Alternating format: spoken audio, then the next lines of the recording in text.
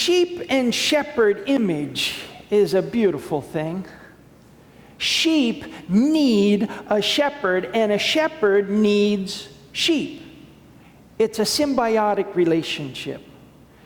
Now, I don't know about you, but when I think of a sheep, I think of an animal that's cute and cuddly and harmless and helpless, kind of like this gal right here, huh?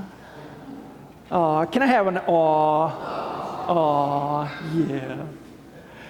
I believe Jesus had something very specific in mind when he talks about us being his sheep and he our shepherd. Did you know that dogs were the first domesticated animals? Long before sheep or goats. And dogs make great companions. They are loyal through and through. We have a dog now, and she is just fun to be with. And she's got to be right wherever I am. If I'm watching TV, she's there in the chair with me or laying on the floor. If I go to the kitchen and get a snack or help out making a meal, she's right there to clean up the crumbs. If I'm working at the computer at home, she's usually right there at my feet.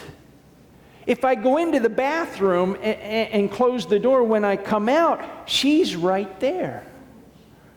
If I leave the house for 2 minutes, or 2 hours, or 2 days, or 2 weeks, she greets me the same way with love and affection, wagging all over, just jumping around, giving me all the loving she can. Dogs are devoted through and through. There is nothing like the faithfulness and the dedication of a dog.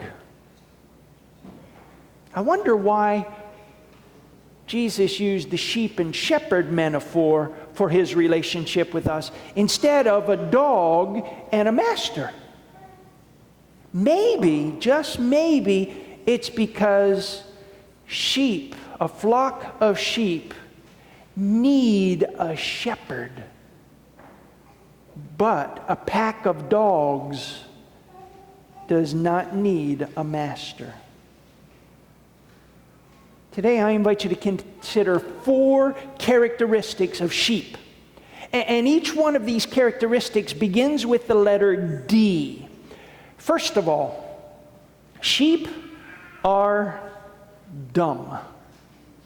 They really are. Sheep will be munching along, feeding themselves, so focused on eating that as long as the gate is closed in the pasture, they'll just continue to meander around the flock, just eating away. But if someone leaves the gate open, the sheep will wander right out that gate, right into the road, and get hit before they know what happened to them. And instinctively, sheep will follow the herd wherever the herd goes, even if it's to the slaughterhouse or over a cliff. Sheep are dumb. Second characteristic, sheep are directionless.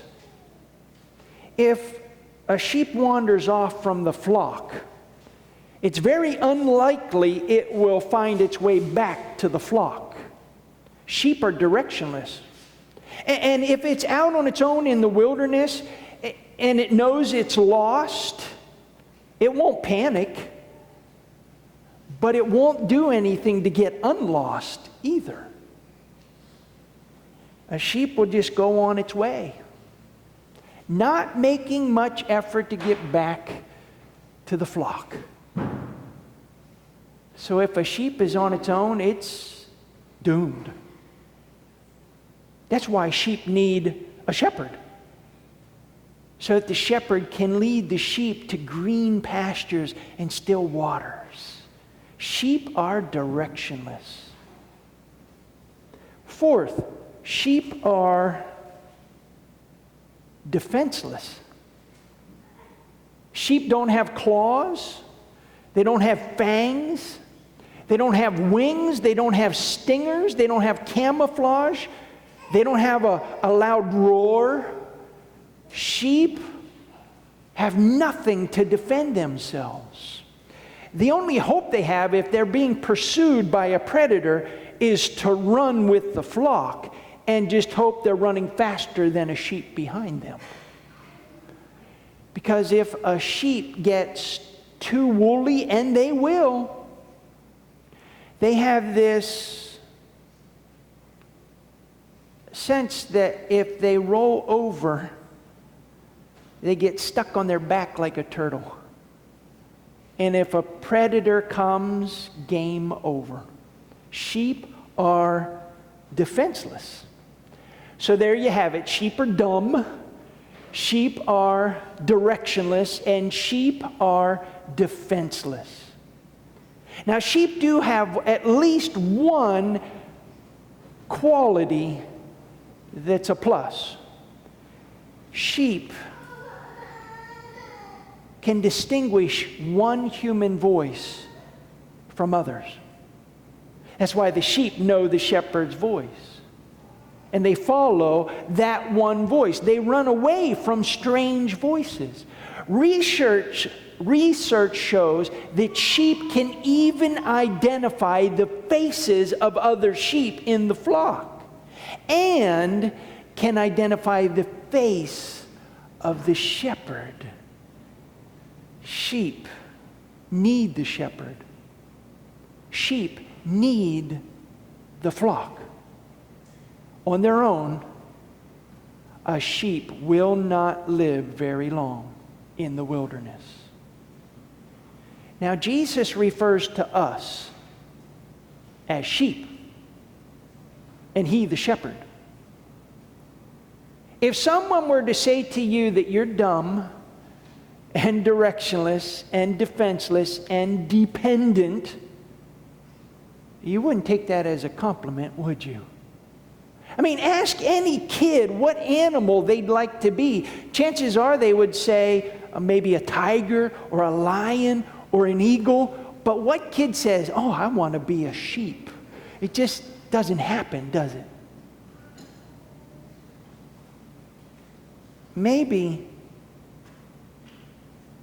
it's not that Jesus thinks so little of us as it is we think too highly of ourselves. Now just bear with me here for a minute. Don't throw anything. Just go with me here for a second. Self-esteem is a beautiful thing. Parents, we need to teach our children to be confident and competent. We need to celebrate the gifts and talents that we have and share them with others. But when it comes to navigating our way through life, most of us overestimate our abilities. I know I do. We are probably more like sheep than we care to admit. I also think we underestimate how dangerous the world is, the wilderness out there, and how dangerous it is for us to go it alone. We need to stay in the flock. We need a shepherd to guide us, to protect us, and to provide for us. We will not last long out in the wilderness. Psalm 3 says it so well. Listen to these words. Trust God from the bottom of your heart. Isn't that good? Trust God from the bottom of your heart. Don't try to figure out everything on your own. Wow. Listen for God's voice in everything you do and everywhere you go. He is the one who will keep you on track. Don't assume that you know it all. Run to God. Run from evil. Boy, that's great advice, isn't it? Run to God. Run from evil. Listen to God's voice in everything you do and everywhere you go. If we lived those words, life takes on a whole new meaning and direction for us. The problem is, I believe, is we just don't listen. We don't. Think about your own relationships. Most of the time when someone is talking with us, we're waiting for our opportunity to talk.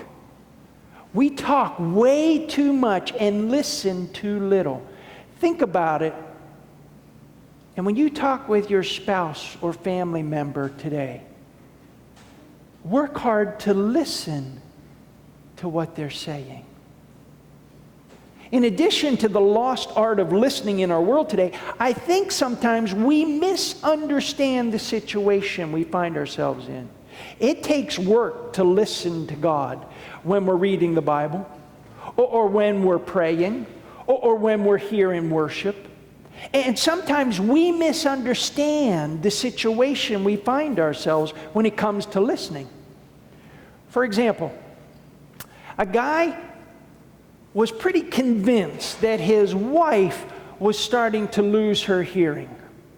So at home one night, they were sitting in the room across from each other, and she was sitting over here with her back to him. She couldn't see him, and he noticed that, so he thought he'll do a little test.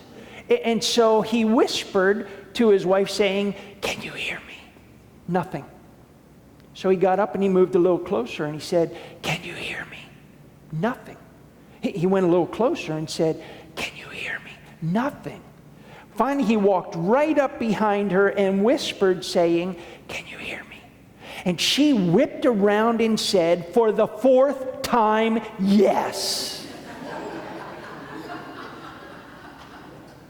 Sometimes we misunderstand our situation, and God listens to us. Do we listen to God? God is still speaking. God is still speaking to us through Jesus, who is our good shepherd. And that means as we listen to our good shepherd Jesus, that's going to call for us to see things in a new way. We're going to see ourselves in a new way.